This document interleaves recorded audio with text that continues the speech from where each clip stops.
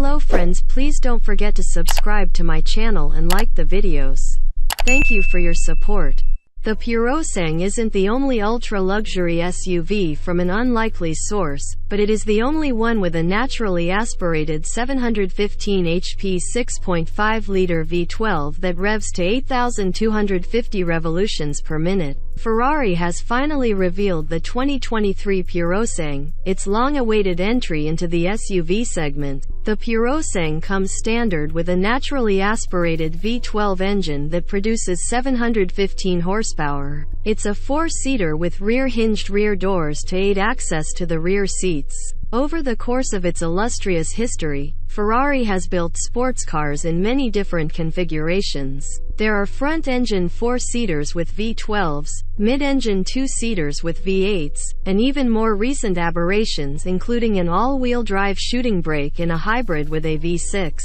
But we can guarantee that you've never seen a Ferrari quite like the 2023 Purosangue, as the first four-door vehicle ever adorned with the prancing horse badge from the factory. This is the company's long-awaited entry into the unavoidable ultra-luxury SUV segment. Of course, Ferrari doesn't like to call it an SUV, instead referring to this new model as an extension of its sports car lineup with a new form factor meant to enhance versatility and comfort. To emphasize that it's just as much of a Ferrari as any other, the project's codename, Purosangue, meaning pureblood, will be retained for the production model seen here that will reach U.S. customers starting in late 2023.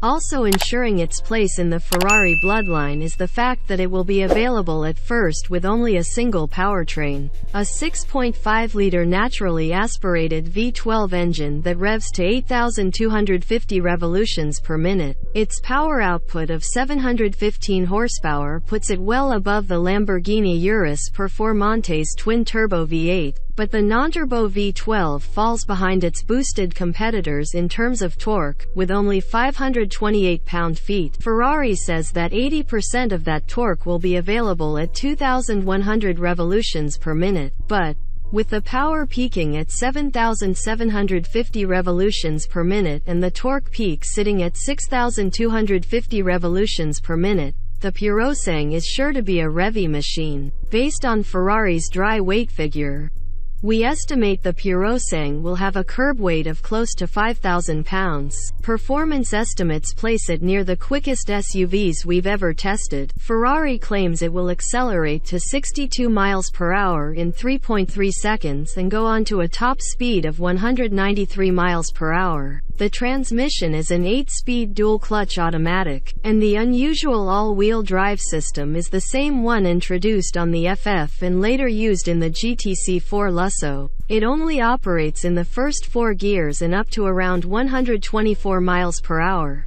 Above that, it's a rear driver. Rear wheel steering is standard, and so is the same side slip control system from other Ferraris that manages the traction control, stability control, and ABS programming. Ferrari is particularly proud of the Purosangue's new suspension technology, saying that this is the crucial component that allows such a tall, large, and heavy vehicle to meet the company's high standards for handling performance. The setup uses active spool valve dampers from Multimatic, the same company that supplies non-active adaptive dampers for certain performance versions of the Chevy Camaro and the off-road-oriented Colorado ZR2. But these new units in the Ferrari go a step further and replace the need for anti-roll bars thanks to an electric motor at each corner that can apply force to the dampers to control body motions. The suspension can also lower the car by 0.4 inch during hard cornering, but there's no way to raise the ride height beyond the standard ground clearance of 7.2 inches, underlining the fact that the Purosangue is not meant for any sort of off-roading. The staggered wheel and tire setup features 22-inch, 255 width rubber up front and 23-inch,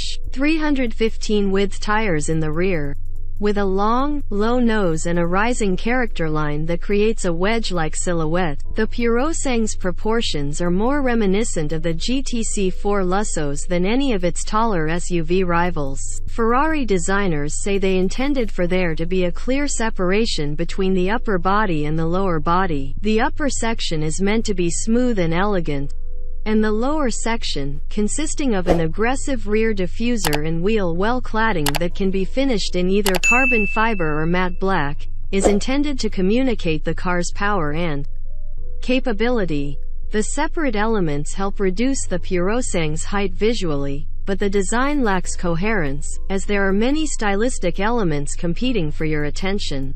The front end, for instance, tricks you with its headlight cutouts that really aren't headlights at all. Instead, the scooped-out elements near the hood cut line are air intakes, and the lighting strips bisecting these intakes serve as daytime running lights and turn signals. The actual headlights are further down, flanking the lower air intakes. We'll leave final judgment on the Purosangue's looks to you, and we're curious how it will look in different color combinations, of which there will be many, as Ferrari plans to let customers order their vehicles with a wide range of customization possibilities inside and out. Oh, and the Purosangue also has front-opening rear doors, just like a Rolls-Royce.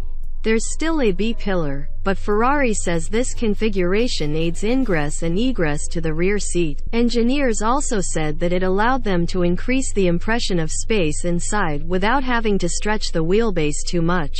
2 individual rear seats are standard, meaning the Purosangue is strictly a 4-seater.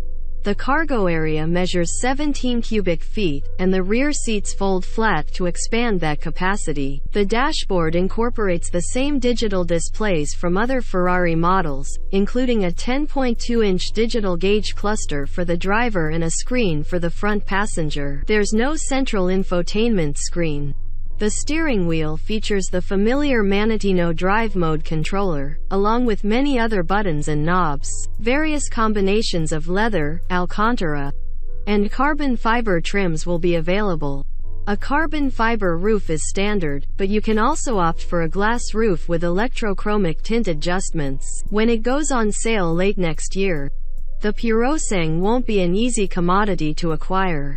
Not only will its base price likely sit near $400,000, but many examples are spoken for, as existing Ferrari owners were already offered first dibs months ago.